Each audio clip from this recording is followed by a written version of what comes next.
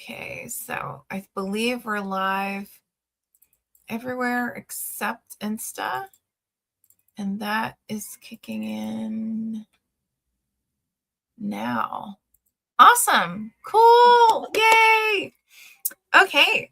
So I am so excited to be here with the incredible Aliza Dube.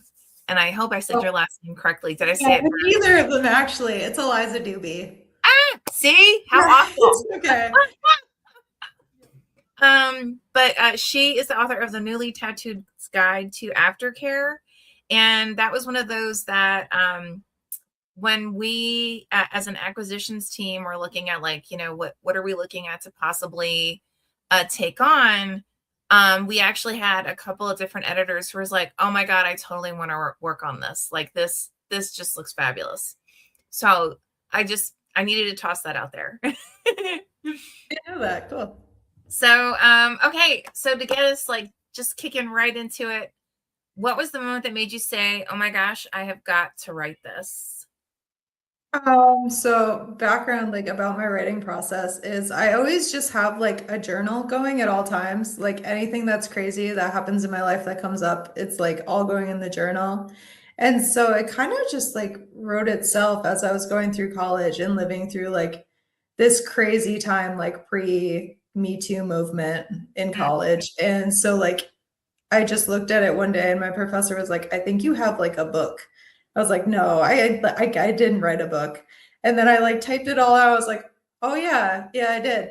So it kind of just like happened, right? Which is kind of fun. Wow, that's amazing. That like never happens. Like Yeah, it seriously. was like not the goal to make it a book. It was just like I need to vent about this crazy stuff that's happening. And then it like was long enough. So I was like, cool. Cool. Awesome. Now, what first sparked the story? I mean, obviously, you didn't pick absolutely everything that you had written through that period, but like, what made you say, you know what, this is it? Like, this is the start of it. I think what really shaped it is that I started like putting it together my junior year of college. And this is also like when like the Brock Turner trial was happening. And I Oh was wow. just like looking at, yeah, it was like a crazy time to be alive. But I was like looking at my college career and being like, wow, I'm like here for an education. But like basically all these guys are doing like these really terrible things and like derailing my education, right? Mhm. Well, I'm trying to be here doing this. So it was like really talking about that and like how we talk about relationships in college and like how we view them. Oh wow. Yeah. Yeah, I don't it got deep. I don't know. Yeah. So I think you touched on this already, but like, why this story now, and how do you feel it's relevant to others, if that makes sense? Um, I don't know. So it came out 5 years ago. And when it came out, it was very relevant because it was like right after Me Too happened. It was talking about like sexual assault on college campuses and how it was like it was a pandemic at that point, like it was out of control.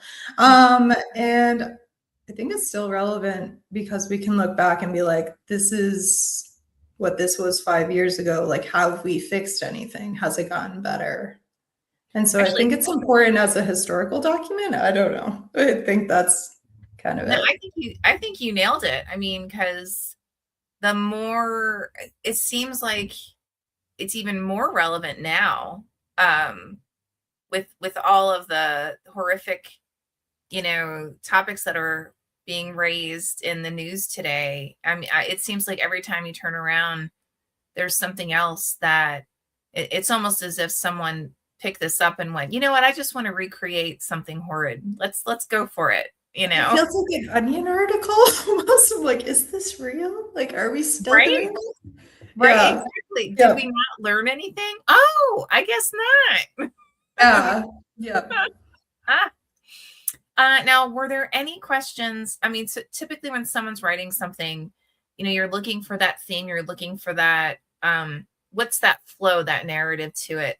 And usually that's spawned by some questions that you just can't kind of get out of your head. You feel like they have to be answered. What were some of those questions for you? Uh, that's a toughie. I'm good at toughies. Yeah, I gotta think of that one. Uh, so basically, some of it was like my biggest question as I was writing it is like, is this going to be relevant to other people, or is Mhm. this just like my thing I have going on? And so, like, to find out after it was published that it was like really relevant to other people and like getting like emails and like messages about it and being like, I read your story, like this also happened to me was like Oh, really wow. cool.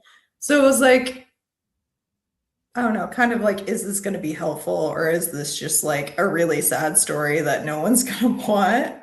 But then it actually reached people, which was cool. Oh, wow. That's fabulous. That's, I mean, Yeah. not the harmful Well, part. like not fabulous for those people, but like, that like it was helpful. Yeah, exactly. Oh, wow. So 100 steps back. I mean, you already touched on this that, you wrote about this is basically about your experiences during college.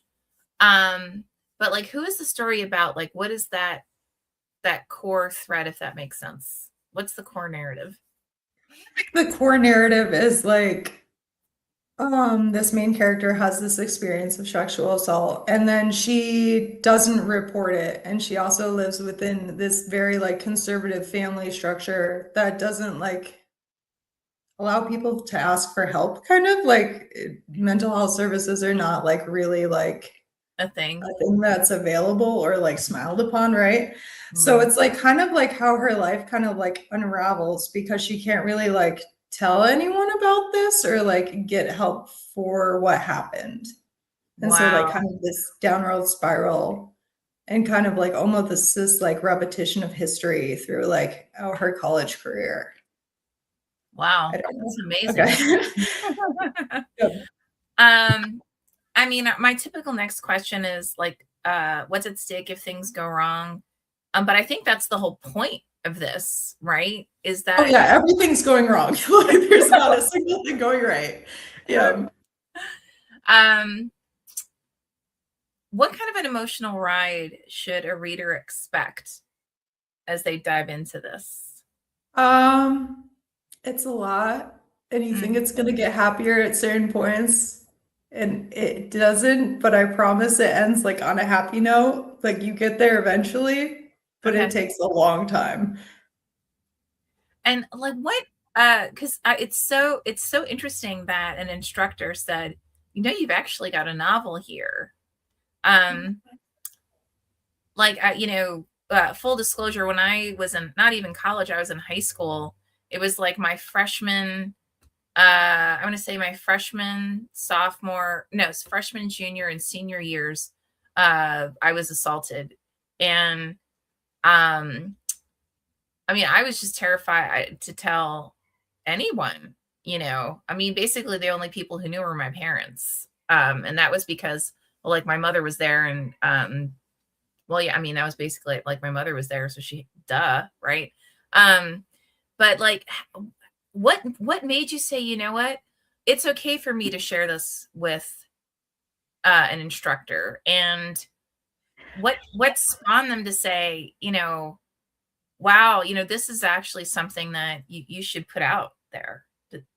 I don't know if I made any sense, but Yeah, so it was like a wild thing where like I felt like I couldn't tell anyone who was like in my close circle, right? But Mhm. like people who didn't know me that well, I was like, let me just unload all of my baggage, Mm, right? Like, so there's like that distance there where I was like, oh, like you're not in my family, so I don't have to worry about what you think about this, which was like kind of liberating and kind of like almost the only way I survived it because I was able mhm, to like get it out there a little bit.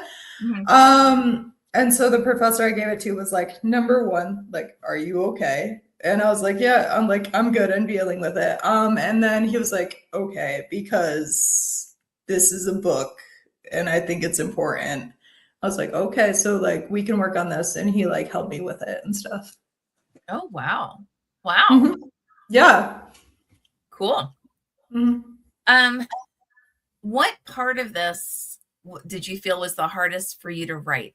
because I know you guys went through during the editing process, you went it through multiple iterations. Um, Mhm. but like, was there anything that you felt was like really super hard to get through? Oh, I suck at transitions.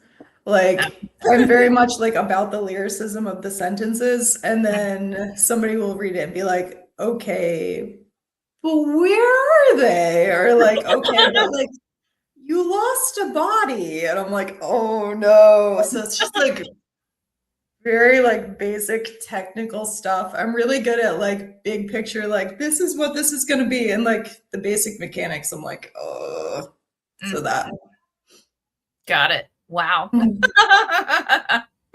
um, so I mean, you mentioned that so you went through a lot of physical trauma and actually obviously emotional trauma. How else did you deal with it? I mean, my normal question is like, where were you in your life? But I think you basically answered that. But I think part of that question is, how else did you, um, like some people drink, some people, take drugs, what else did you do that to help you deal with those emotions, if that makes sense? So I was not dealing with them well. So, like lots of alcohol. I also like I ran a lot. Like I was a runner, and I think that helped. I used to just go on like 9 mile runs and not Wow, talk to anybody during that time, and that was like helpful. I don't know, but cool. yeah. Hmm. Wow. That actually, that's very cool. Did you feel that writing this changed you? I mean, I know you already mentioned that this was really initially a catharsis, right? A way to get things out. But how do you feel like writing this and getting it out there changed you? Um, I feel like I'm done with it now. Like it had a level of closure to it that it did not have previously. Because I like wrote the final sentence and I'm like, okay, here it is. Closed up in a book. Story's over. We're moving on to the next one, which is like, I don't know. It's nice. Wow. Wow, that's amazing. That's Yeah, fabulous. like in theory, that's what it is, right? Like it's day to day, but like really, that's like how I decide to think about it. Okay, cool. Mhm. Was there anything that really surprised you the most while you were writing this? Um, I don't know. I'm thinking. Kind of that it like came together, right? Like it seemed random at first when I started it, and then there's like threads that went through it. I was like, this is actually like connecting it. I don't like just that it came together, right? Because when you're starting a first draft, you're like, this is so random. And then to see it as a whole, and you're like, wow, okay, I was actually like thinking those things the whole time, which is cool. Wow, that's very cool. Mhm. Um, Was there any part of this? I mean, normally my question would be, like what character challenged you the most, but I think it's more like what part of your life when you were writing it was the hardest? Um, I'm thinking. It was definitely like writing the ending, like Mm, trying to figure out where to leave it, kind of. Because I knew I wanted it to be like left on a hopeful note, because mhm, that's kind of like where I was going with things. mhm. But I wasn't like sure where that was going to be. And then one day I was just like, I was on a hike and I remember I was like in the middle of the woods and I just got this like, I think it was like the last line just got caught in my head. And I was like, okay, so this is where we leave this. But it like took me like 3 months to get to that place where I was like, okay, this is the end. Wow. But how fabulous that you had that epiphany and that it came during a cathartic hike. Is there anything that almost didn't actually make it into the book, and why did you keep it? Um, So some parts of the book are like these weird little like snippets of like history or like I think there's some Bible stories in there too. It's been a minute since I've read it. But I was like, okay, so like, is this relevant? Should I cut this? Should it just be a straight up memoir? And so I asked my professor, and he's like, no, I think you should leave those because I think that's actually like how you're telling a part of a story that's like difficult for you to tell about yourself. So Mm, like that almost didn't go in there, but then at the last minute we saved it and it did. So that was cool. cool. And is there Mhm. anything that you left out that you thought in retrospect it might have been cool to have kept in?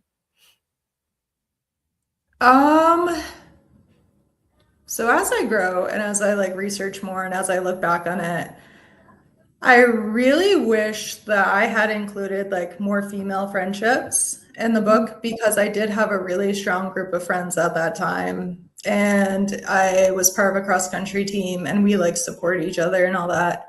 mhm. And I look at the book and I'm like, wow, I didn't put any of them in there. And so like I just wish I'd put like the happy stuff as well. Got it. Oh, yeah, that totally makes sense. Yeah, Absolutely. but like at the time I was like, this is urgent. But I'm like, but that would have been cool too, right? To have it Yeah. more well balanced. I was that yeah, that's the perfect word. It would have brought greater balance. Yeah, understood. Who do you feel falls hardest or most connects with your memoir? Um, I think it's also like just women or like female identifying people who like had traumatic experiences like in their 20s, right? Mm, Um, or I've also gotten a lot of messages from people like who have experienced like pregnancy loss. And they're like, mm. I know this isn't quite what happened, but like you captured something I didn't know how to put into words. And think it's like those two things, really. Wow, that's Mhm. amazing. Um, is there anything that readers come back to and they're like, I was completely not expecting this? Oh yeah. So one of my friends that I met in my MFA program that I just did was like, "Can I have a copy of your book?" And I was like, "Sure." And so I was like watching them as they were reading it like on a couch and they got like 5 pages in. They're like, "So I need a break. It's good, Aw, but like I need a minute." I'm like, "Yeah, I didn't warn you. Sorry." aw, love. Mhm. Um, Now, when someone, and actually you just basically touched on this, right? They got 5 minutes in and went, "Woof, I need a break." Yeah. So, It's one like, of those. Yeah. let's say someone gets like 10, 15, 20 pages in, and what keeps them going? What makes them say, "I have to keep reading this"? Really, it's hopefully like this like sense like is this person gonna be okay, right? Because a lot of it is just like bearing witness to like this is what this was, right? And Mm, so like not only is this like main character going to be okay, but like as a greater whole, like are girls in college going to be okay? Like, are we going to be able to fix this for them? Kind of got thing. it. Wow, Mhm. that's a lot. Yeah. Is there like a specific mood you feel like readers should be in when they first get into it? Um, so like as I was writing it, I'm like a Pinterest nerd. So like I had like a vision board for it. Oh, And cool. so it was just like a bunch of Lana Del Rey lyrics and like some like Rip Tights and Doc Martens in the background. It's like that's the general vibe. There's like somebody smoking a cigarette somewhere over here. Like that's basically the mood. Cool. Yeah. Mhm. um, and in one sentence, why should someone pick up the book? Um, oh, it's also about tattoos. I forgot about that. So basically, like I don't know if you're really like interested in like learning about like women's issues for like early 20-year-olds. or if you're like really into tattoos, right? A lot of people like send me messages and they're like, this wasn't as much about tattoos as I was led to believe. It told me nothing about how to take care of my tattoo. And I'm like, oh, that was just the title, right? Like, it's not an instruction manual. Don't do that. Um, but yeah, Fair. I don't know. Like ideally, like I would like to compare it to the bell jar, but I'm like, you are not Sylvia Plath. Don't do that. But it's like the general same like kind of vibe. Got it. Cool, cool. Yep. Is there anything that you'd like us to like chat about? Anything else that we should bring up? Um, I don't know. That's kind of what I have. Like it was like so I published it like 5 years ago. Mhm. So until I got this email, I was actually just like vibing on my new project, and I was like, oh yeah, I also did that. So I don't know. I haven't thought about it in a while, but I was looking through the questions. I was like, so this was like actually had like much more of a deeper meaning than me as like a 21-year-old could possibly have like thrown together, right? And then I'm like, no, this was actually kind of important. Mm, So I don't know. As I get older, I'm seeing it in a new light, which is really fun. oh yeah, definitely. Yeah. Absolutely.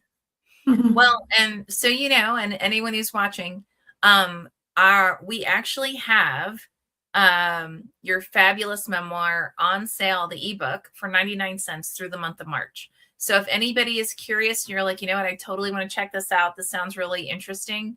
Just go ahead, pick up the ebook. Greatly, greatly, highly recommend. And with that, I just want to thank you for taking the time for sitting down and chatting. And thank you for being willing to share that period of your life. Yeah, no problem. Read my